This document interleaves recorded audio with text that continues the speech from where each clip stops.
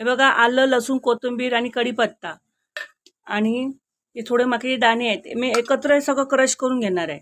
हे बघा, पोहे भिजवून घेतले आहेत. हे पोहे चांगले असे मिक्स करून घ्यायचे. हे बघा, आणि ह्याच्यामध्ये मी कांदा घातला,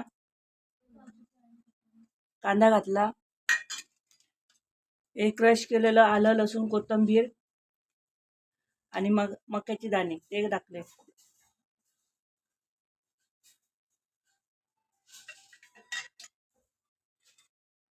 त्यानंतर चाट मसाला, चवीपुरता चाट मसाला, सफेद तीळ, तुमच्याकडे काय भाज्या असतील ना, शिमला मिरची वगैरे ते घातला तरी चालतील.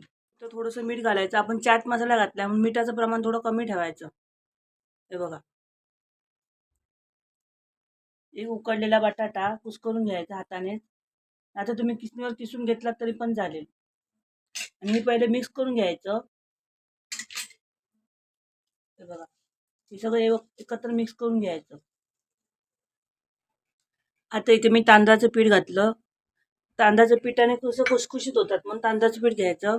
आणि इथे मी बेसन लागेल तसं घालायचं. आता बेसन एकदम घालायचं ना, जसं जसं लागेल ना तसं घालायचं.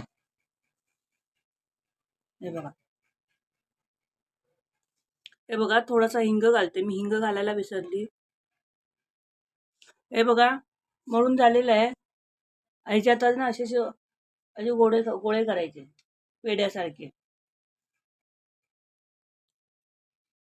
आता मी हे सगळे गोळे करून घेते.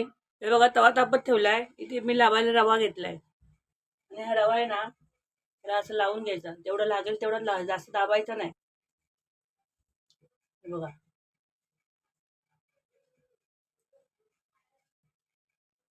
तवा तापतोय. हा बघा, तवा तापलाय. आता मी इथे तेल ओतते. हे बघा, लावून घ्यायची आणि थोडंसं तेल ओतलं. आता हे चांगले फ्राय व्हायला द्यायचे, चांगले भाजायला द्यायचे.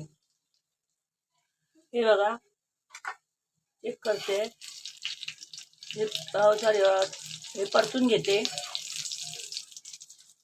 हे बघा, मधलं पहिलं भाजतं. हे मधलं पहिलं भाजतं, मग ते आग जास्त लागते ना, म्हणून मध्ये ते जास्त भाजलं जातं.